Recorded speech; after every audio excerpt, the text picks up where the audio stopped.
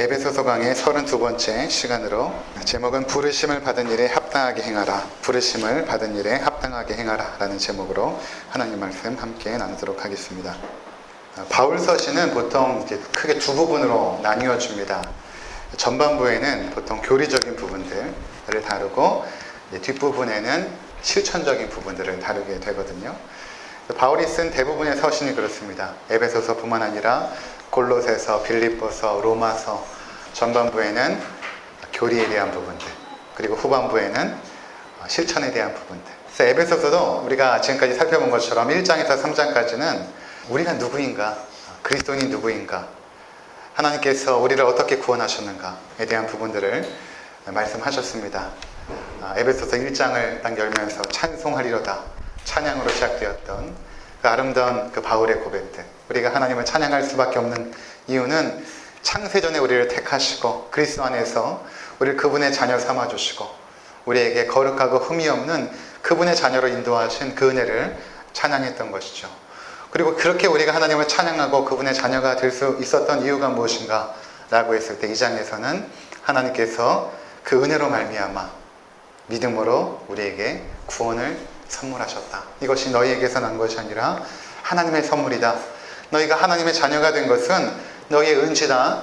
또한 너희의 노력으로 된 것이 아니라 하나님께서 너희에게 은혜를 베풀어 주셔서 너희가 믿음으로 그것을 받아 하나님의 자녀가 되고 하나님의 축복받은 그분의 백성이 되었다 라고 1장과 2장에 말하고 있지 않습니까? 그러면서 3장에 들어서 너희가 그렇게 하나님 앞에 부름받은 하나님의 자녀가 되었다면 그것은 너희 홀로 그냥 개개인으로 하나님께서 부르신 것이 아니라 교회로 하나님께서 부르신 것이고 그 교회로 부르신 그 부르심은 차별이 없다. 너희가 교회로 하나님께서 불러주셨을 때는 다 하나님 앞에서 한 형제와 자매로 모여서 유대인이나 이방인이나 너희가 다 자유인이나 또는 종들이나 교회로 불렀을 때는 차별 없이 하나님의 백성이고 하나님의 자녀들이다. 이렇게 말씀을 했던 것입니다. 그러면서 그렇게 하나님의 자녀가 된 우리들이 하나님 앞에 담대하게 기도하지 않습니까? 그 기도의 내용에 대해서 지난 6주 동안 우리가 함께 살펴보았습니다. 굉장히 놀랍고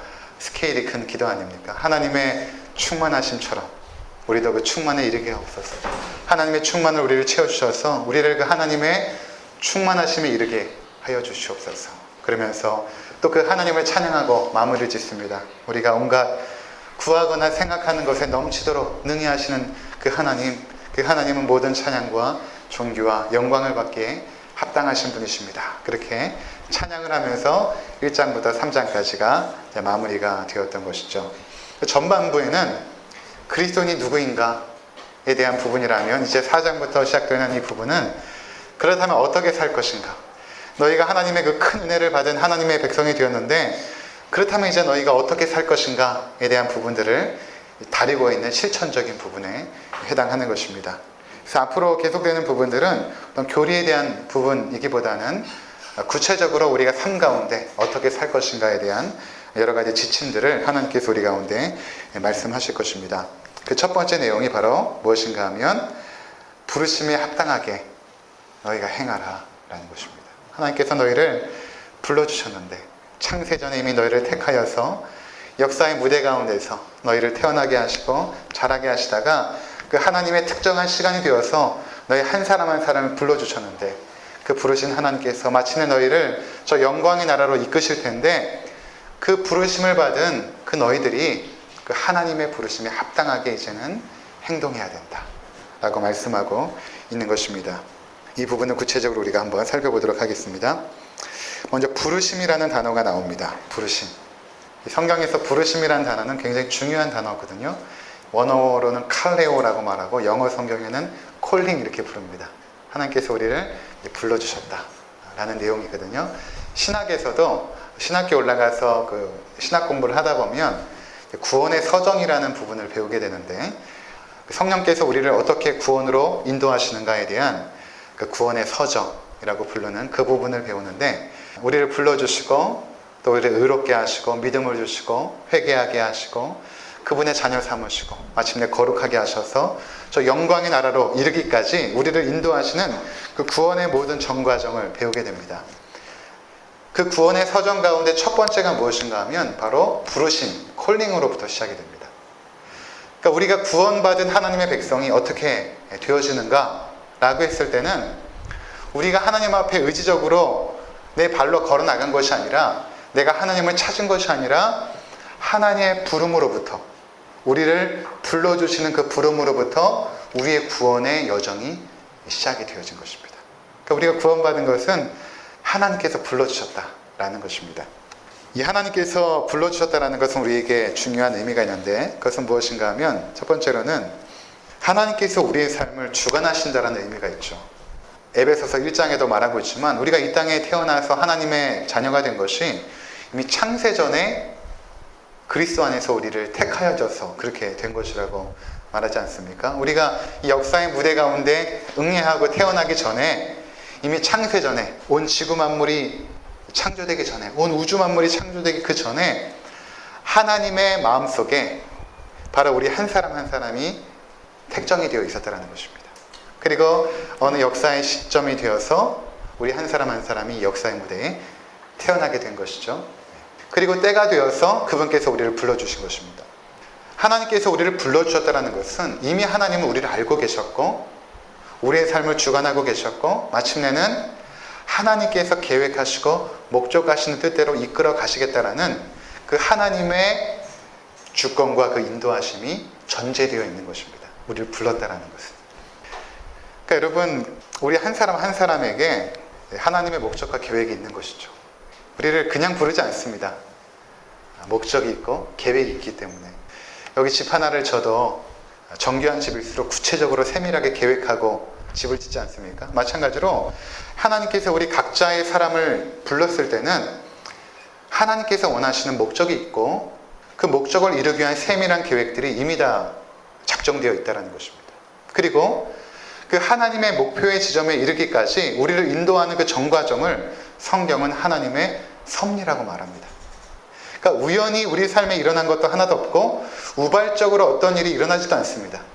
우리가 이 땅에 태어난 것도 우연히 되거나 우발적으로 된 것이 아니라 하나님의 목적과 계획과 섭리 안에 이루어졌거든요.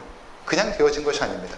내가 이 땅에 남자로 또는 여자로 태어난 것, 대한민국이라는 땅에 태어난 것, 또는 나의 부모님 자녀로 태어난 것, 내가 이 교회의 회원이 된 것, 내가 지금 이 자리에 2019년 10월 15일 이 아침에 내가 이 교회에 나온 것도 우연히 또는 우발적으로 된 일이 아니라 하나님의 목적과 계획 가운데 지금 진행되어져 가고 있는 그 모든 과정의 하나라고 성경은 말하고 있는 것입니다. 우리를 불렀다는 것은 바로 그 의미가 있는 것입니다. 요한복음 10장에도 주님께서 이런 비유를 드세요.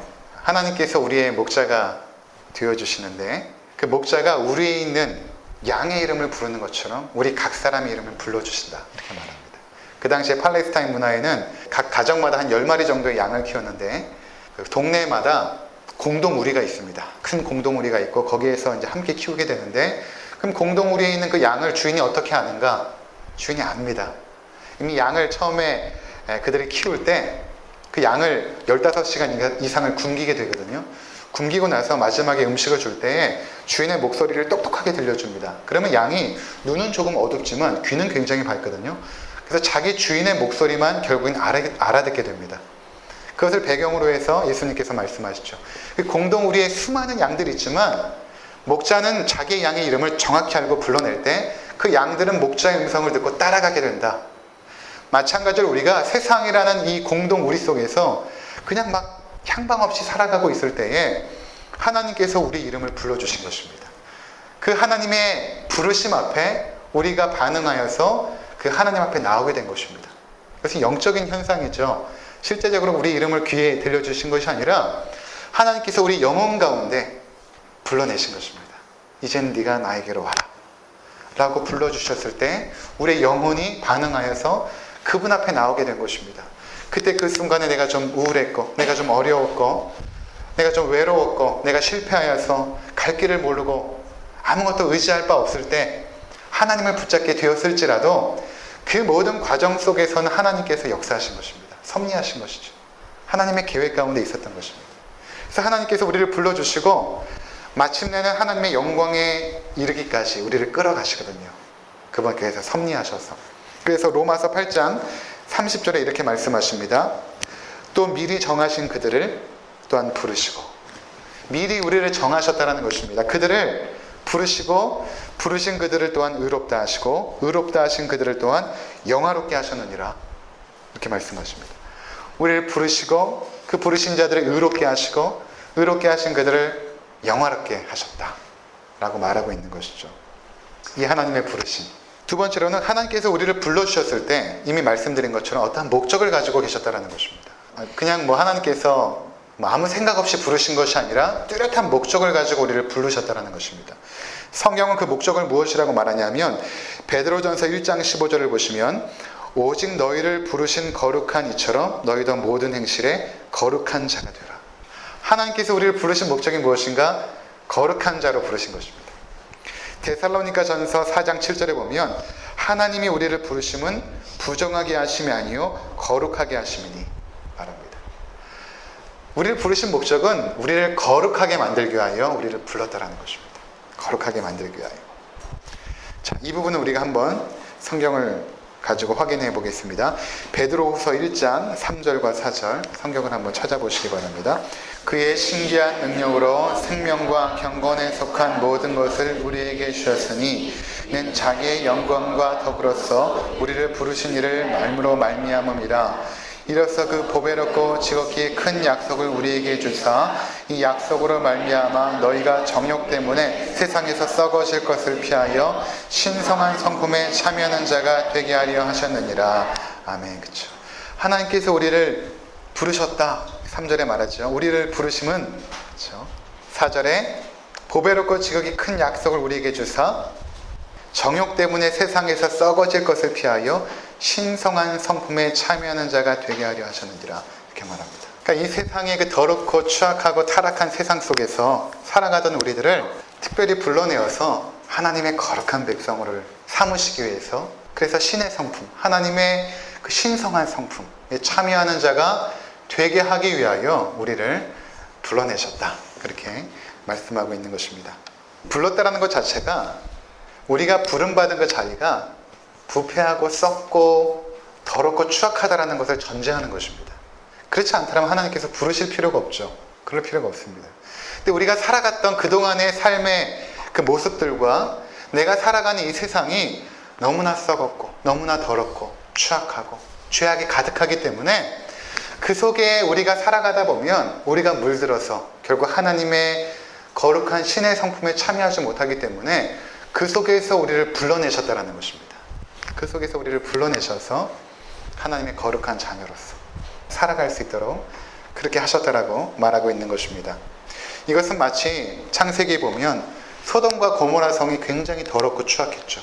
거기에는 동성애가 만연했고 그 동성애도 집단으로 이루어지는, 그것을 성경이 그대로 보여주고 있지 않습니까? 근데 그러한 소돔과 고모라 성이 하나님의 자녀 롯이 살고 있을 때에 롯과 그의 가족들을 그곳에서부터 불러내시죠. 소활성으로 불러내십니다. 왜냐하면 그곳 가운데 하나님의 진노와 심판이 임하기 때문에 불러내시는 것입니다. 마치 그런 것처럼 우리를 불러내십니다. 아브라함도 마찬가지 아닙니까? 아브라함도 그의 아버지가 우상을 만든 사람이었습니다. 그러니까 아브라함도 아버지 밑에서 늘 일을 했기 때문에 당연히 아브라함도 우상을 만드는 일을 했을 것입니다. 근데 하나님께서 아브라함을 창세기 12장에 불러내시죠. 모세도 마찬가지로 출애굽기 3장에 보면 하나님께서 모세를 불러내시죠. 바울도 마찬가지고 하나님께서 먼저 찾아오시고 사울아 사울아 그의 이름을 부르면서 그를 그 죄악된 곳에서 불러내십니다. 하나님의 자녀를 삼으시죠. 그래서 그렇게 더럽고 추악한 세상에서 우리를 불러내셔서 하나님의 자녀 삼으신 것, 그 자녀들의 모임이 무엇인가 하면 바로 교회입니다. 교회를 원어로 보면 에클레시아라고 말하거든요. 에클레시아. 에크라는 단어가 어디서부터 어디로라는 의미입니다. 어디서부터 어디로. 클레오라는 단어가 부름받다, 불러내다 라는 의미가 있거든요. 그러니까 어디로부터 부름받은 한 무리의 공동체, 에클레시아, 교회거든요. 그러니까 더럽고 추악한 이 세상 속에서 부름받아서 하나님의 거룩한 백성들로 모여진 공동체, 그것을 바로 교회라고 말하고 있는 것입니다. 그래서 교회는 비록 세상에 속해 있지만, 우리가 세상 속에 살아가죠. 세상 속에 있지만 세상에 속하지 않은 거룩한 공동체인 것입니다. 그래서 이 교회에 대한 부분들이 이제 계속 진행이 되는데, 여러분들이 이제 바울의 이 권면, 하나님의 음성을 들을 때에 하나님께서 교회 가운데 얼만큼 교회를 사랑하시고 중요한 메시지를 던지시는지를 여러분들이 이제 들으실 것입니다. 자, 그래서 부름받은 하나님의 백성이 되었을 때 우리가 처한 위치가 어디인가? 세상 속에 있지만 세상에 속하지 않은 교회라는 공동체 안으로 부름을 받았다는 것입니다. 하나님 우리와 사적인 교제를 물론 나누시길 좋아하시지만 더 중요한 것은 교회 공동체 가운데서 하나님의 백성으로 훈련받고 연단받아 거룩함에 이르기를 원하십니다. 하나님의 뜻은 그것이에요. 일본에 가보면 무교회주의자들 많이 있거든요. 그들이 신실하게 믿음을 지켜나가는 것은 사실이지만 하나님의 뜻은 아닙니다. 하나님은 교회 공동체 속에서 거룩함에 이르는 훈련과 연습들, 그 실천들, 그것들을 해가기를 원하시거든요. 이 교회라는 공동체가 아니면 거룩함의 훈련과 연습이 이루어질 수가 없거든요. 그래서 교회 공동체로 너희가 부르심을 받았는데 그 부르심을 받은 일에 합당하게 행하는 것의 첫 번째가 무엇인가? 오늘 성경은 이렇게 말하고 있습니다. 그것은 바로 겸손이다. 이렇게 말하고 있습니다. 다시 에베소서 4장으로 오시면 모든 겸손과 이렇게 말하고 있죠. 부르심을 받은 너희가 교회 공동체로 모였는데 그 교회 공동체로 모였을 때 너희에게 가장 중요한 성품이 무엇인가? 그것은 겸손이다. 겸손이 자기 혼자 있을 땐 겸손할 필요가 없잖아요. 그렇죠? 자기 혼자 신앙생활 하는데 무슨 겸손이 필요하겠습니까? 그러니까 겸손이라는 덕목은 교회 공동체 가운데서 필요한 것입니다. 이 겸손은 억지로 자기 자신을 이렇게 낮추는 것이 겸손이 아닙니다. 겸손이라는 것은 하나님의 눈으로 자기의 실체를 정확하게 보는 것입니다. 하나님의 눈으로. 세상이 입혀준 모든 옷들을 다 벗어버리고 하나님의 시각으로 나를 정확하게 보는 것입니다. 그러면 내 자신이 연약하고 허물 많은 죄인임을 발견하게 될 것입니다. 세상에서는 어떤 직위가 있고 그럴 수 있겠죠.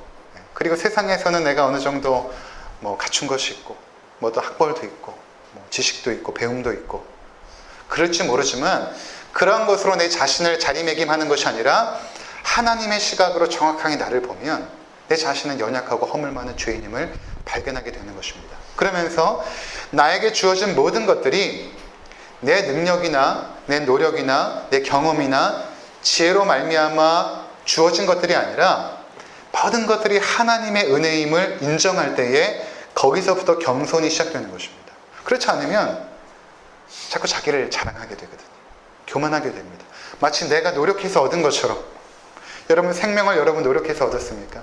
이 땅에 노력해서 태어나신 분 있나요? 없죠. 구원받은 것도 내가 노력해서 구원받은 건 아니죠.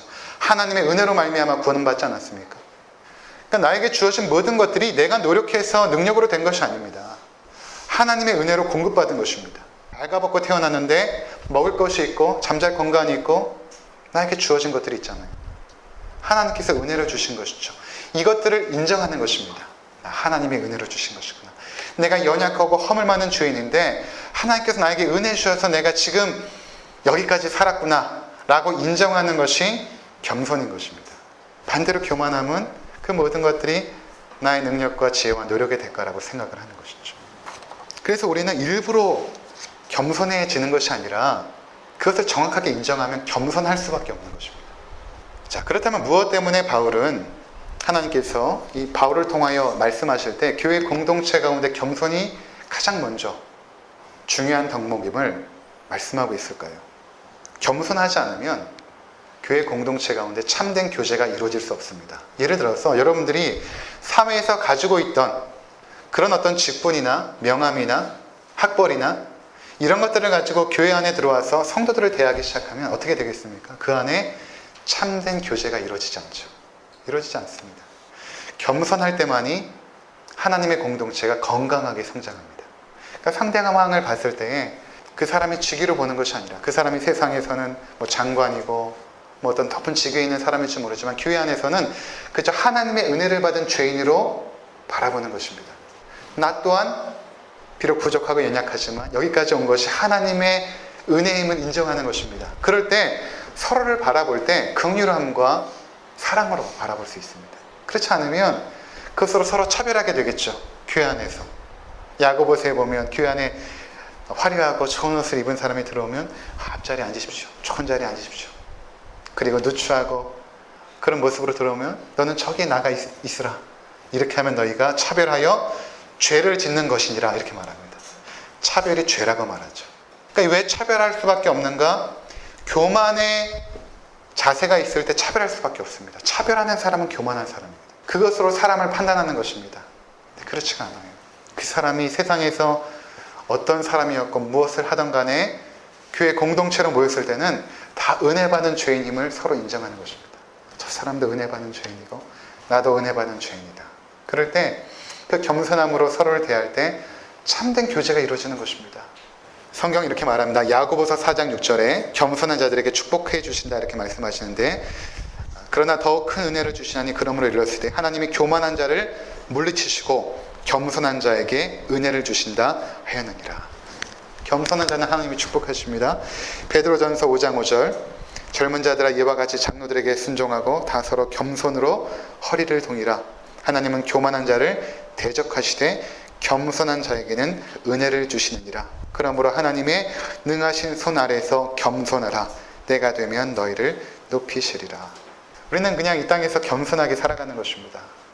하나님께서 높여주실 때까지 겸손하게 살아가는 것이죠. 내가 나를 높이려고 하면 교만이지만 하나님께서 높여주시면 그것은 축복입니다. 그러니까 우리는 그때까지 겸손한 것입니다. 하나님이 높여주실 때 우리는 절대 교만해지지 않거든요. 주님께서도 이 땅에 하나님의 아들로 오셨지만 그의 제자들의 발을 씻기는 그 겸손을 보여주신 것처럼 우리도 이 땅에서 교회 공동체로 모였을 때 겸손하게 서로를 대하는 것이 부르심을 받은 일에 합당한 것이다 라고 말씀하고 있는 것입니다. 두 번째는 무엇인가 하면 바로 온유입니다. 부르심에 합당하게 행하는 두 번째는 온유입니다. 이 온유라는 것은 우리가 간혹 오해하기 쉬운데 타고난 온화한 성품을 온유라고 생각하는 분들이 많거든요. 저 사람은 참 온유해라고 했을 때 타고난 온유한 성품을 온유라고 생각하기 쉽습니다. 그런데 그것은 온유가 아닙니다. 그냥 온화함 뭐 이렇게 부르면 되겠지만 성경에서 말하는 온유는 아닙니다. 성경에서 온유라는 것을 제가 사전으로 찾아보니까 어떤 의미가 있냐면 야생동물 있지 않습니까? 그 야생동물을 길들여서 그 야생동물이 부드러워진 상태를 온유라고 말합니다. 그러니까 그의 그 본질, 그의 성품, 그 타고난 것은 야생성이 있는데 그것이 길들여져서 부드러운 상태를 말하는 것이죠. 그러니까 성경에서 온유라고 했을 때는 이런 것입니다. 우리에게도 때로는 욱하는 성질이 있지 않겠습니까? 쉽게 분노하고 화를 내고 또 우리 안에 어떤 다듬어지지 않는 여러 가지 성품이 있지 않겠습니까? 이것이 예수 그리스도를 믿음으로 하나님의 주권과 통치 안에서 완전히 하나님이 우리의 성품을 잡고 지배권을 행사할 때 그것을 온유라고 말하는 것입니다. 그러니까 우리 안에서 어떤 감정이 일어날 때 내가 주님 앞에 붙잡힌 자지, 내가 하나님의 말씀에 순종해야 돼 라고 하면서 우리 자신을 절제하고 우리의 감정이나 우리의 행동이나 우리의 말이나 모든 것들을 부드럽게 절제해 나갈 때 그 모습을 성경은 온유라고 말하는 것입니다.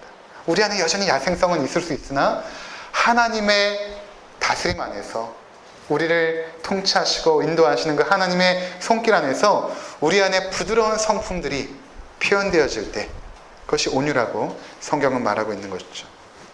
그러니까 온유라는 것은 내 감정대로 상대를 대하는 것이 아닙니다. 내가 하고 싶은 말 다 하는 것이 온유가 아닙니다. 때론 억울해도 참는 것이고 하고 싶은 말이 목적까지 올라와도 억누르고 내 안에서 주님께서 말씀하시도록 우리 자신을 내어드릴 때에 그것이 온유가 되어지는 것입니다. 세 번째는 무엇인가 하면 오래 참음입니다. 오래 참음. 그러니까 여러분 오래 참음이 왜 부르심에 합당한 삶의 세 번째일까? 성도들과 함께 교회 생활 또 교회 공동체를 이루고 함께 믿음을 나눌 때에 참지 못하게 하는 일들이 많다라는 것을 의미하는 것입니다. 우리를 화나게 하고 상처를 주고 아프게 하고 하는 일들이 많다라는 것을 전제하는 것이 오래 참음입니다. 그것이 계속될 것이라는 것이 오래 참음입니다. 그렇지 않다면 오래 참을 일이 없겠죠. 여러분 교회 공동체가 천사들이 모인 공동체가 아니거든요. 다 연약하고 허물 많은 성도들이 모였기 때문에 서로 가까워지고 교제를 하다 보면 실망하는 일도 생기고 또 내가 상대방을 실망시키는 일도 생기고 상대방으로부터 상처받는 일도 생기고 내가 상처 준 일도 생깁니다. 그것을 전제하고 있는 것입니다. 그때 너희가 오래 참으라 라는 것입니다. 미국의 신학자이면서 철학자인 라인홀드 리버라는 신학자가 이런 기도문을 남겼습니다. 어떤 기도문이냐면, 하나님, 내가 변화시킬 수 없는 일에 대해서는 그것을 받아들일 수 있는 평정함을 주시고, 내가 변화시킬 수 있는 일에 대해서는 도전할 수 있는 용기를 주옵소서. 그리고 이 두 가지 차이를 알 수 있는 지혜를 주옵소서. 그러니까 변화시킬 수 없는 것에 대해서 그것을 받아들이는, 수용하는 평정함을 주옵소서. 이것이 오래 참는 것입니다. 그러니까 오래 참는 것은 그 차오르는 분노를 억제하는 것과는 다릅니다. 그 억압된 분노는 결국 다른 식으로 표출되게 되어 있거든요. 그러니까 성경에서는 억압된 감정을 오래 참음이라고 말하는 것이 아닙니다. 오래 참는 것은 상대방을 있는 그들의 모습으로 인정해주고 기다려주는 것입니다. 변화시키려고 하는 것이 아니라 기다려주고 인내하고 기도해주는 것. 이것이 오래 참는 것입니다. 바꾸려고 하지 않고 받아들이는 것입니다. 바꾸려고 하지 않고 상대방을 있는 모습 그대로 받아들이는 것. 그러면서 그를 위하여 기도해주는 것. 이것이 오래 참는 것입니다. 그래서 오늘 성경 본문은 그냥 오래 참아라 하지 않고 뭐라고 말하냐면, 오래 참음으로 사랑 가운데서 서로 용납하라, 이렇게 말하고 있는 것입니다. 오래 참음으로 사랑 가운데서 서로 용납하라. 사랑이 없으면 오래 참을 수 없습니다. 고린도전서 13장에서도 사랑은 언제나 오래 참고, 사랑이 없으면 오래 참을 수가 없죠. 그리고 그 사람을 있는 모습 그대로 용납하고 받아들이는 것입니다. 여러분, 사람이 말로 바뀌지가 않습니다. 아무리 잔소리한다고 해서 여러분, 사람이 바뀌지가 않습니다. 오히려 반감만 생기죠. 이 설교 중에서도 잔소리 설교라는 게 있습니다. 잔소리 설교. 11조 하십시오. 성경 읽으십시오. 기도하십시오. 잔소리한다고 성도들이 그렇게 되어지는 것은 아닙니다. 사랑으로 용납하고 기다려주는 것입니다. 그 사람의 믿음의 상태를 있는 그대로 받아들이고 기다려주는 것이 오래 참는 것이죠. 그래서 성숙한 사람일수록 오래 참습니다. 누가 오래 참는가? 성숙한 사람이 오래 참습니다. 누가 오래 참는가? 그 사람을 더 사랑하는 사람이 오래 참습니다. 여러분, 자녀하고 부모 중에 누가 오래 참습니까? 부모가 자녀를 오래 참죠. 부모가 더 사랑하기 때문에 그런 것입니다. 사랑하는 사람이 참게 되어 있습니다. 그러나 미성숙한 사람은 자신의 감정을 쉽게 표현합니다.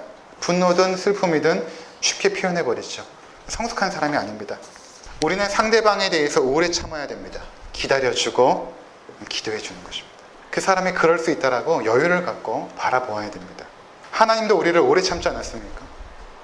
만약에 하나님이 감정대로 우리를 대하셨다면 우리가 과거의 죄를 즐기고 탐했을 때에 당장 심판하셔야 옳은 것입니다. 근데 하나님이 우리를 참고 기다려주신 것입니다. 탕자가 아버지를 떠나죠. 아버지의 재산을 요구하고, 그 재산이라는 것이 죽은 후에 상속받는 것인데 아주 파렴치한, 그 당시로는 돌에 맞아 죽어도 쌀만한 아주 파렴치한 아들이었습니다. 근데 아버지가 어떻게 합니까? 가게 합니다. 그리고 아들이 허랑방탕하고 돈을 탕진할 때에 이 아버지가 워낙 부자였기 때문에 종들을 보내서 그 아들을 붙잡아 와서 매로 때리고 가둘 수도 있습니다. 근데 아버지가 그렇게 하지 않죠. 기다려줍니다. 끝까지 기다려줍니다. 언제까지? 돌아올 때까지 기다립니다. 우리는 스스로 굴복하기 전까지는 진짜 굴복이 아니거든요. 우리 인간이 그렇지 않습니까? 억지로 그 사람을 변화시키려고 하면 오히려 역효과만 납니다. 그것이 변화된 게 아니에요. 잠깐 잠재울 수 있으나 변화된 것이 아닙니다. 스스로 굴복하여 무릎 꿇을 때까지 기다려주는 것입니다. 하나님이 우리를 그렇게 기다려주신 것입니다. 우리를 참고 오래 참고 기다려주시고 그 하나님의 사랑 앞에 굴복할 때까지 기다려주셨습니다. 그 아버지의 사랑. 그 아버지가 기다립니다. 끝까지 기다립니다. 감정과 상황에 따라 움직이면 하나님의 뜻을 이루기 어렵습니다. 하나님께서 허락하신 상황과 또 그 속에서 만난 사람들을 오래 참음으로 우리는 하나님의 은혜의 역사를 이루게 되는 것입니다. 네 번째는 하나 되게 하신 것을 힘써 지키라 라는 것입니다. 하나 되게 하신 것을 힘써 지키라. 교회는 세상에서 부름받은 하나님의 거룩한 자녀들이라고 말씀을 드렸습니다. 그 세상 속에서 부름받아서 하나님의 거룩한 자녀들이 되어졌거든요. 한 형제와 자매가 되어졌습니다. 성경에서는 건물로 표현하죠. 서로가 연결된, 벽돌로 연결된, 또 몸으로도 비유합니다. 예수님께서 머리가 되시고 우리는 각 지체가 되어서 한 몸이 된 것입니다. 그러니까 교회 공동체는 분리된 것이 아니라 그리스도를 머리로 하나로 연결이 되어진 것입니다. 이미 성령께서 우리를 하나 되게 하신 것입니다. 예수 그리스도의 십자가의 피로 말미암아 흩어져 있던 우리가 한 형제와 자매가 된 것입니다. 부부가 결혼하면 한 몸이 되어지지 않습니까? 이미 하나가 된 것입니다. 교회도 마찬가지로 성도들이 세례를 통하여 하나님의 백성이 되어지면 하나가 되어진 것입니다. 이 하나됨은 굉장히 중요한 것입니다. 이미 하나 되게 하신 것이거든요. 그것을 너희가 힘써 지키라. 하나 되게 하옵소서가 아니라 이미 우리는 하나가 되어졌기 때문에 이것을 힘써 지켜나가라는 것입니다. 무슨 말인가 하면 하나됨을 방해하는 수많은 공격들이 있을 것이다. 때론 나의 연약함 때문에 그 하나됨이 파괴될 수도 있고, 나의 어떠한 말실수 때문에 하나됨이 파괴될 수도 있습니다. 때론 이단들이 들어와서 그 하나됨을 파괴할 수도 있습니다. 때론 나의 연약한 그 상처가 공동체를 파괴시킬 수도 있거든요. 교회는 주님이 오실 때까지 계속해서 하나됨을 파괴하는 공격들이 있을 것입니다. 있어요.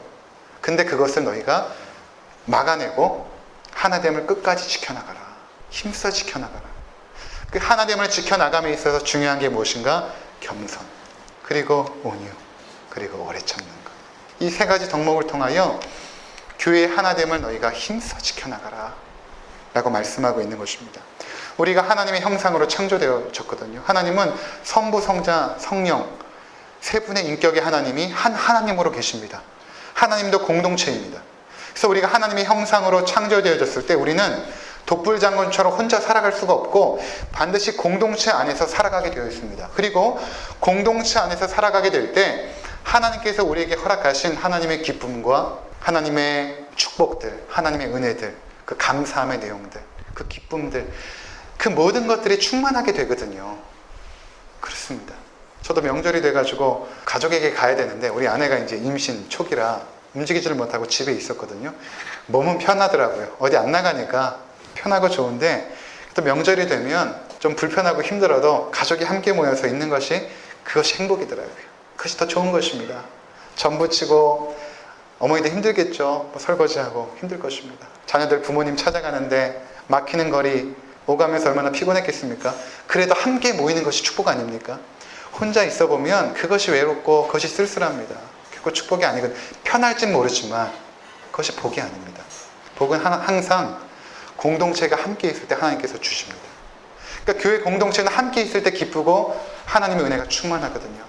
그것을 너희가 지켜나가라. 내가 공동체를 얼마나 사랑하는데 그 교회 공동체를 너희가 힘써 지켜나가라 라고 오늘 말씀하고 있는 것입니다. 아무쪼록 우리 기쁜 우리 교회로 모인 이 공동체, 저는 교회 공동체는 가족과 같다라고 생각을 합니다. 그리고 주일 예배는 마치 추석 명절처럼 잔치집처럼 되어야 된다고 생각합니다. 명절에 가족이 모이면 전 냄새도 있고 아이들 뛰노는 소리도 들리고 거기서 웃음소리도 있고 왁작지껄하기도 하고 수다도 있고 하는 것처럼 주일날 교회에 탁 모였을 때는 그래야 된다고 생각합니다. 명절 분위기처럼. 그래서 우리 공동체가 늘 주일날 모였을 때 하나님이 주시는 그 축복 가운데서 기뻐하시고 감사하시고 또 행복을 누리시는 복된 공동체가 되시기를 주의 이름으로 축원을 드립니다. 기도하겠습니다.